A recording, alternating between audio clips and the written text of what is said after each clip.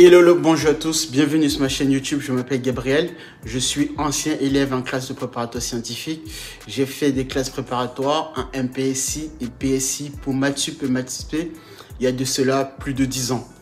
Alors, après les classes prépa, bien évidemment, j'ai toujours eu un goût pour l'enseignement mathématique et pour la passion tout simplement. J'ai constaté et je constate toujours que c'est le cas. L'enseignement mathématique décroît et beaucoup d'élèves aujourd'hui, depuis déjà presque même plus de 15-20 ans, ne veulent plus aller en classe préparatoire scientifique, mais préfèrent les classes, on va plutôt dire les sciences humaines ou les classes écoles de commerce. Alors après, chacun peut faire son choix, mais toujours est-il que l'avenir appartient à celles et ceux qui maîtriseront les technologies futures. Aujourd'hui, on parle de l'intelligence artificielle. Il est à signaler que l'intelligence artificielle s'appuie en partie et grandement sur une bonne partie des raisonnements mathématiques. Je fais cette vidéo aujourd'hui pour vous, à destination des élèves en classe de terminale, pour celles et ceux qui passent le bac le mois prochain.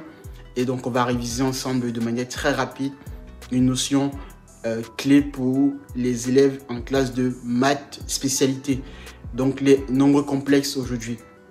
Je vais rappeler avec vous une particularité bien précise sur ces nombres et on va conclure cette vidéo avec un exercice pour prendre un exemple particulier.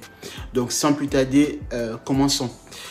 Qu'est-ce qu'on appelle un nombre complexe? C'est tout simple, un nombre complexe c'est un nombre qui s'écrit sous la forme Z, j'espère que vous voyez, égale à A plus BI, avec A étant un nombre réel et B également un nombre réel.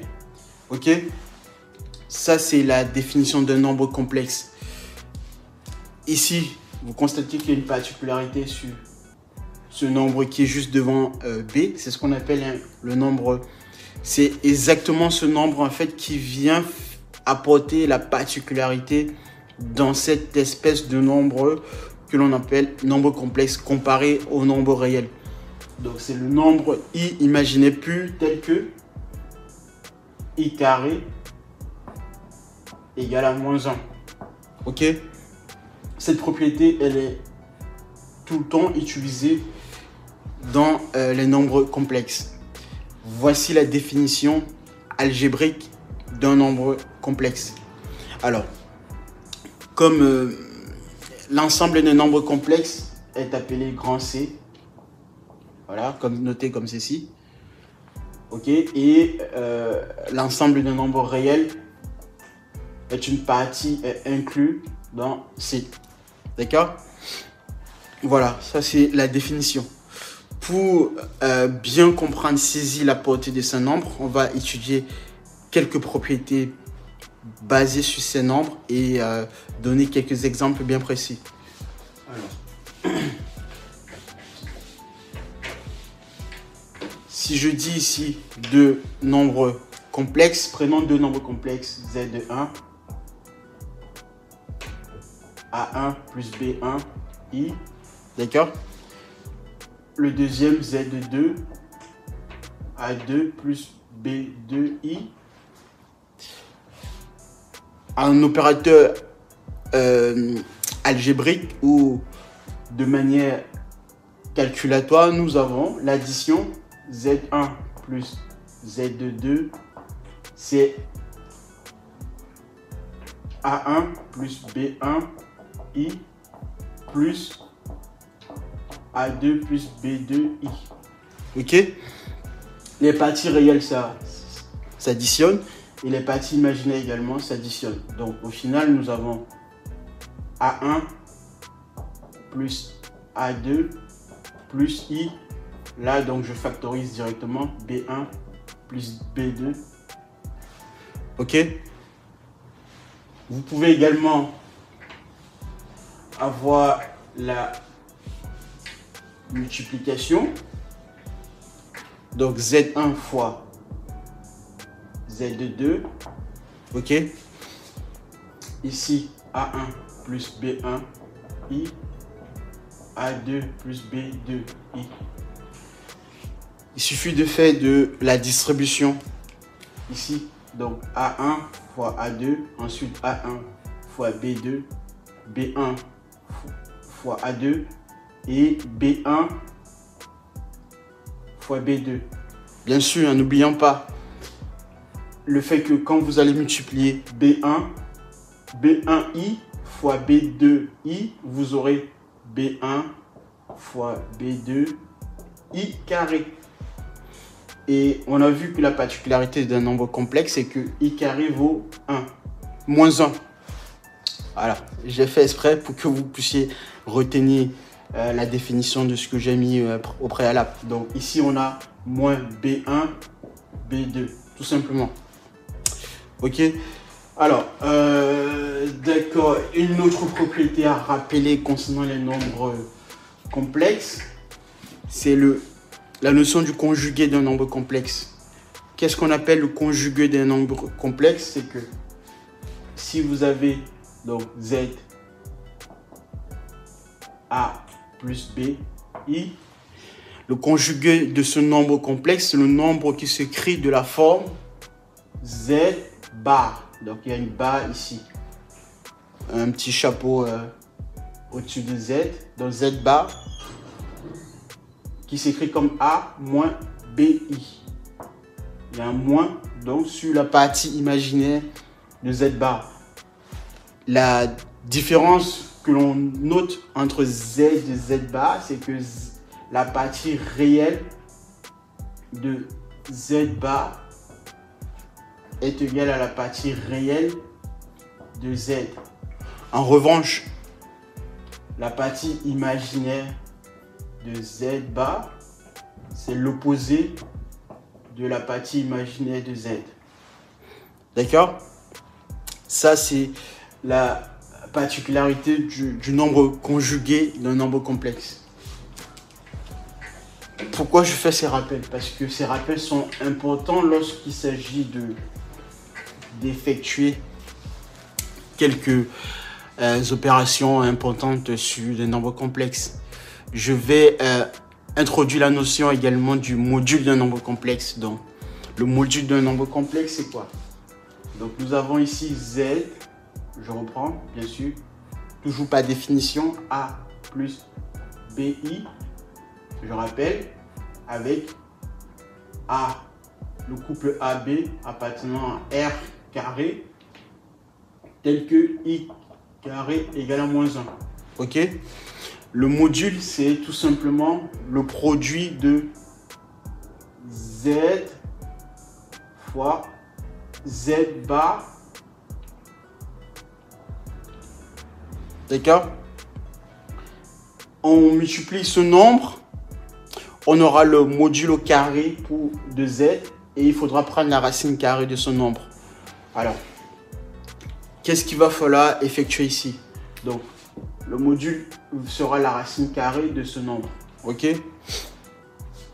Pour le faire, c'est très simple. La multiplication, nous avons Z fois Z bar. Donc Z, nous avons vu ici que Z, c'est A plus BI. Z bar, c'est A moins BI en tant que nombre conjugué. Lorsque je multiplie, qu'est-ce que j'ai? J'ai A carré moins ABI plus ABI moins B carré I carré. Ok? Ici, je remarque que ça vaut 0. Et là, j'ai au final A carré moins B carré I carré. Mais puisque I carré est égal à moins 1, donc au final, j'ai A carré plus B carré. Et donc, le module, j'ai dit, le module, c'est la racine carrée de ce nombre. Donc, le module de Z, il est noté comme ceci. Alors, on écrit valeur absolue si c'est un nombre réel, comme ceci. Donc, c'est racine carrée de A carré plus B carré. D'accord? Voilà. Voici le module de Z. Alors, pour finir cette mini vidéo, je vais introduire un mini exercice pour vous faire manipuler un tout petit peu les nombres complexes. Donc, prenons un exemple très concret. Je vais introduire donc... Voici un exercice que j'ai trouvé sur Internet, mais qui va vous permettre de mieux comprendre et manipuler à peu près les nombres complexes. Et avec des notions que vous avez déjà pu étudier jusqu'ici depuis la classe de première. Si je prends, on considère qu'on a un nombre complexe Z, donc j'énonce avec vous l'exercice. Considérons un nombre complexe Z tel que Z plus 1 sur Z égale à 2 cosinus θ. Ok? Donc, Z est un nombre complexe tel que Z plus 1 sur Z, son inverse. D'ailleurs, j'en ai pas parlé, mais bon, ce sera l'occasion également ici de voir à peu près à quoi correspond 1 sur Z. Donc, prenons un cas où on a un nombre complexe Z tel que Z plus 1 sur Z égale à 2 cosinus θ. On cherche à démontrer une chose, on cherche à démontrer que Z puissance n plus 1 sur Z puissance n est égal à 2 cosinus n θ. Je précise bien. On cherche à démontrer que Z puissance n plus 1 sur Z puissance n est égal à 2 cosinus n θ avec n appartenant à l'ensemble des entiers naturels. Ok? C'est ce que l'on cherche à démontrer. On cherche à démontrer ceci tout en sachant cette propriété du haut. Alors, plusieurs astuces ou plusieurs moyens. Certains me diraient déjà pas commencer par soit utiliser la propriété, le binôme de Newton. Alors, le binôme de Newton, pour rappel, c'est tout simplement le fait de calculer une puissance d'addition. Donc, si je prends le binôme de Newton, ça serait par exemple Z plus 1 sur Z puissance n. J'aurais comme ceci. Donc, pour k allant de 0 à n, Z puissance k, 1 sur Z, n moins k. Ok? Ça aurait donné ça le binôme de Newton. Par contre, ceci ne va pas très bien me faire avancer dans la résolution de ce que je cherche à démontrer. En l'occurrence, il y a une forme particulière sur les nombres complexes qu'il faudrait exploiter et qui est de plus en plus dans certaines situations lorsque vous avez des... Alors, en général, lorsque vous voyez des chiffres comme ça, θ, c'est souvent lié aux arguments en fait d'un nombre complexe. Donc, il faudrait plutôt aller dans le sens de la forme trigonométrique du nombre complexe. Donc ici, on va oublier le binôme de Newton. On va plutôt aller du côté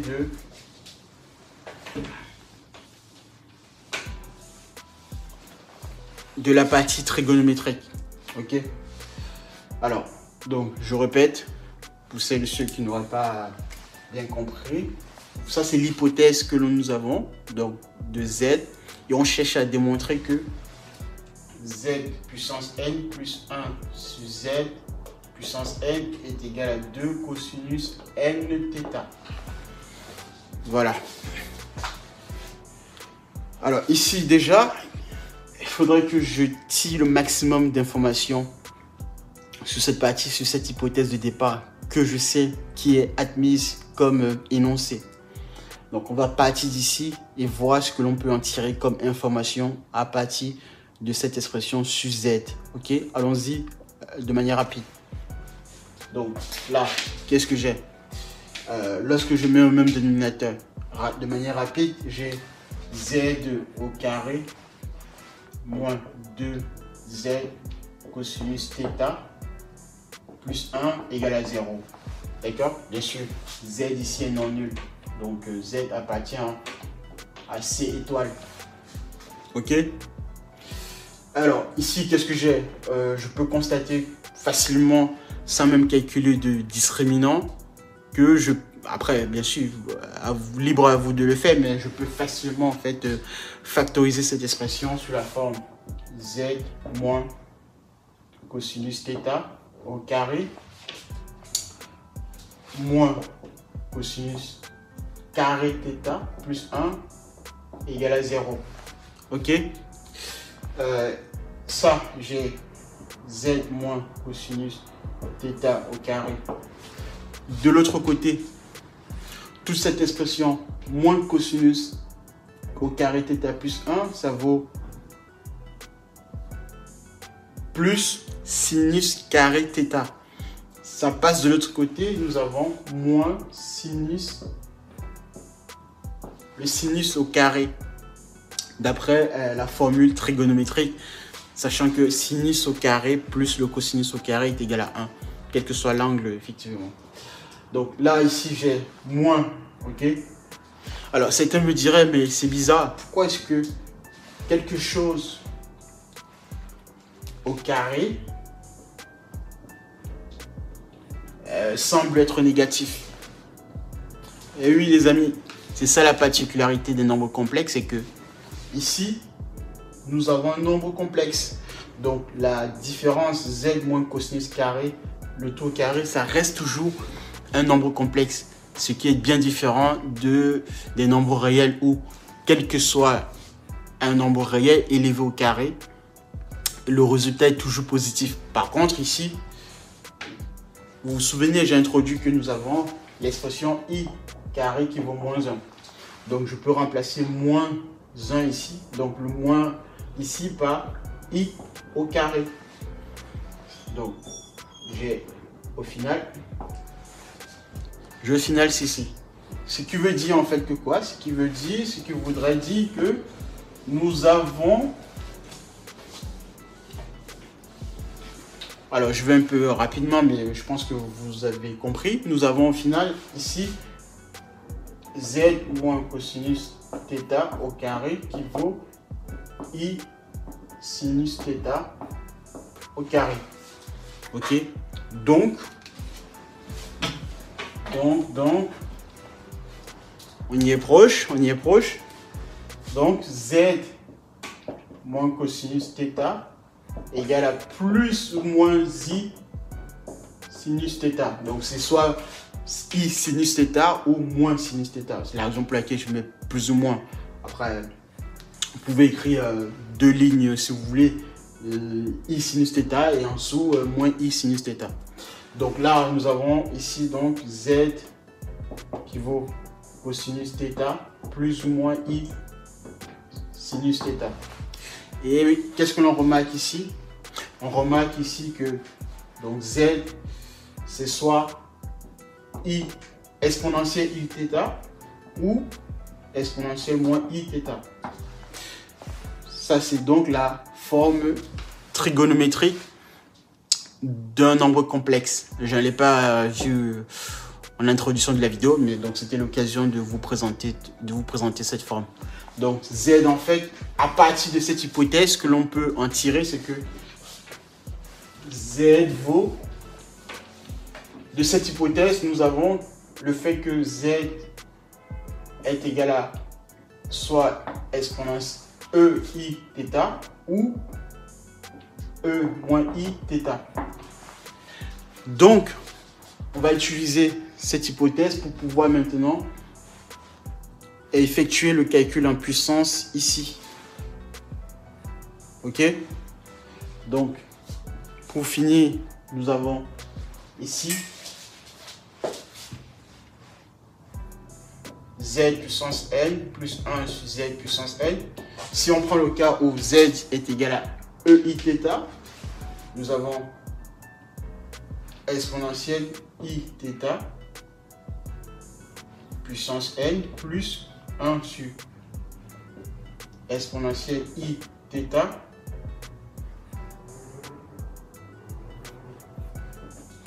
ok. Là, un calcul rapide nous donne exponentielle i n θ plus exponentielle, puisque ici nous avons 1 sur e i θ, donc le dénominateur passe au numérateur, la puissance va changer de signe. Donc nous aurons e moins i θ multiplié par la puissance, nous aurons moins i n θ.